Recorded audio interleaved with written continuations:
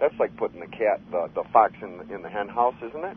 Yeah. And again, we aren't going to see any truth. What we're going to see is the fraud perpetuated on a regular basis here and on a larger scale with the ham hand of the Soviet socialist police state plugged in the rest of the way. Either legally or illegally, he had his mind made up that he wanted us to live in a free society. So eventually we were able. I've asked this many times of people, and they go into a blank whenever I do. How did the Soviet system run? Huh? Well, it was done by letting of blood. Yeah, but the thing is, I mean, what was the day-to-day mechanism? You know, you always hear all these movies about Germany, and everybody's focusing on a dead mechanism. But I'm going to ask everybody, how did the Soviet system run? Well, what was the basic premise of the Soviet system? You will toe the line. Yeah, and to toe the line, the state, of course, perceives all of the people as the property of the state. Yes. For there is no God but the state. And after all, well, I described the Strawman. Isn't that where the state usurps its position in the great scheme and tries to declare itself God? Yep. Isn't that the premise of every socialist? That the people are the property of the state? And I don't care which type of socialist it is, comrade / Tovarish Robotny.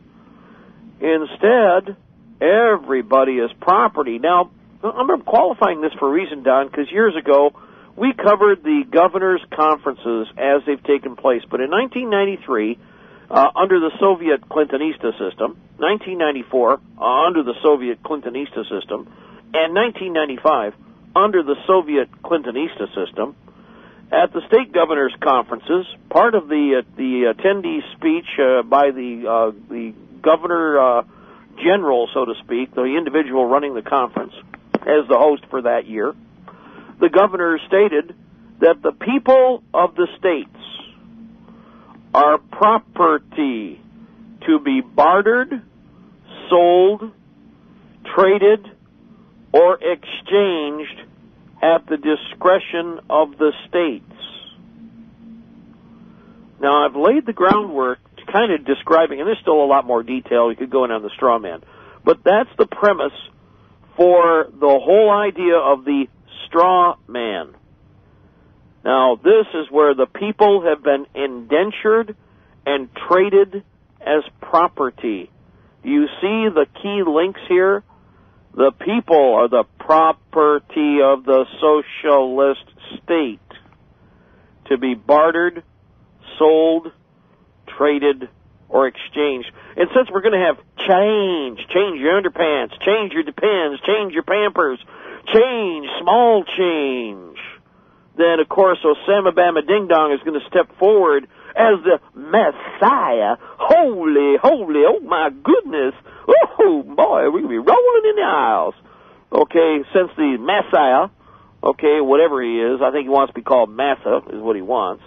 But anyway, click, and he's going to have that whip boy. He's going to have those whip boys there from the socialist committees, okay? Here's the thing, is he knows all of what we're talking about, guys. He's a bar member. Yep. Every bar member knows this. And, Don, that is why, to me, I look at them far differently, and I don't look up to any of them. In fact, just the reverse, I am a free man, most assuredly of spirit, and I understand where my liberty is applied. And no title of nobility is acceptable to me. Only one king, and that's King Jesus. Amen. We fought an American Revolution. Listen to the words of the Visitor from the Past every time that we play it. And I'll tell you what, I know it's been asked, and I'm not complaining because I understand. That takes up too much time at the front. How come you play that over and over? You could go right to something that's pertinent. That's right. It's pertinent unto itself. Yep. There's a reason. Every hour that we have ever been on the air, I have always promised that would be played because some people are hearing that for the first time and hopefully are listening to it. We have heard it thousands of times. Don't you think that in theory we should be just bored? Yeah, okay. Now, I'm not saying, people ask for different reasons. And even Joe has said, well, we're doing 2 hours, we could kind of streamline it. And it's true, we could. But some of you are only hearing, and this is understandable. In radio, we can get more cool stuff in there, even what we're talking about right now. But the visitor from the past is cool stuff. And so I would have to explain that the reason we like to keep it where it is because if you were to hear only 1 hour of the intelligence report recorded by somebody in some medium, every time you hear this hour, you will hear the visitor from the past. Yes. Because what it describes is an erosion of our liberties. What it describes is this culmination that we are now going to see. We're at the beginning of the police state of 09, of the real oppressive, ham-fisted version, okay? If you thought it was bad before, they're going to try to make it worse. And you're on the upswing of this regime. It will only get worse from here. Oh, by the way, Osama Bama Ding Dong said that, but you didn't really understand what he meant. Well, it's going to get worse before it gets better. No, what he means is they're going to be busting skulls and going to try to murder Americans in order to press the Soviet agenda, which is why Hillary Clinton has got a post in this administration. There is no change except for some of the names on the glass doors, and some of them, they just kept them down the hallway, pulled them out of the closet, and shifted them to a different room. Yep.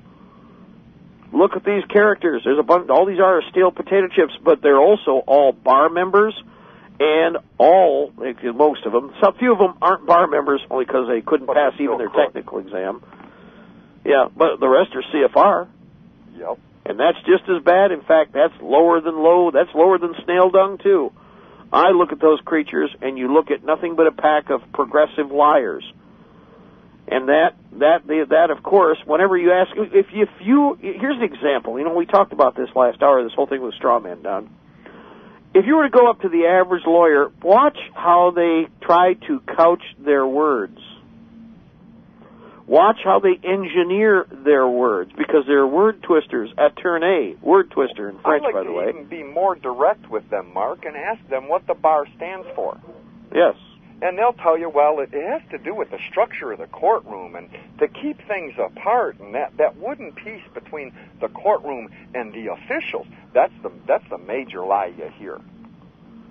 That's why it's in capital B-A-R. It's an acronym. Yep. What does the B, what does the A, and what does the R stand for? The British Accredited Regency. Think about that. And it's always put as the bar because, in fact, that's what they do. They try to make you think, well, it's like you're leaning up against the bar there and, like you're just having yourself a drink. So and it's right in front of you. Yeah, any lawyer that gives you that false answer. As a matter of fact, Mark, a number of years ago, the local public channel runs a ask the doctors, ask the plumbers, ask the veterinarians, and ask the lawyers. Well, when that one came up, I called someone before the hour and had them call and ask about what the bar is. Please describe the bar to us. And I had the television on real low while I was doing the hour, and I could not help but chuckle when the guy sitting right there addressing America, or at least Upper Michigan, told us about, well, it's that piece that separates the court from the officials. A blatant lie. Yep. Because the secret oath is first to protect the racket, then to protect the fellow lucre changers, and then lastly to protect the client, and lastly, in the farthest stretch of the word, absolute last. Yes. One of my favorite descriptions of lawyers, Mark, is your little vignette that describes, once upon a time there was a lawyer in a small town, and he barely scratched by. And then another lawyer moved to town, and pretty soon they were both rich. And they owned the town. Mm-hmm. Yep, exactly. Yes, you didn't read the fine print. Now, I'm going to bring that up again this hour. And by the way, before we go any farther, just on the poem that's at the beginning of this hour and the beginning of every hour of the Intel Report since we've been doing radio, the voice that you hear, I know some people are going to go, huh? The voice that you hear is that of an Arizona highway patrolman. Yep. Didn't know that, did you guys? That is the voice of an Arizona highway patrolman who came across this poem, Visitor from the Past, as originally put in a collection of poems written by Thalen Polk. Who lives in Michigan. Yep, who lives over in the Holland, Michigan area. He's a Vietnam combat veteran. And coming back from Vietnam, he wrote a series of poems which he put into a very simple book. Actually, a personally produced a poetry book. I have several copies here. I don't have one right at my reach. Normally I do, but it's buried because I moved a bunch of my books. But anyway, the point is that it was written by Thalen Polk. You will find that this poem has been rewritten across the country. I have a whole drawer full of papers from every corner of the country where at one time or another this poem has been written, but always with author unknown. Yes.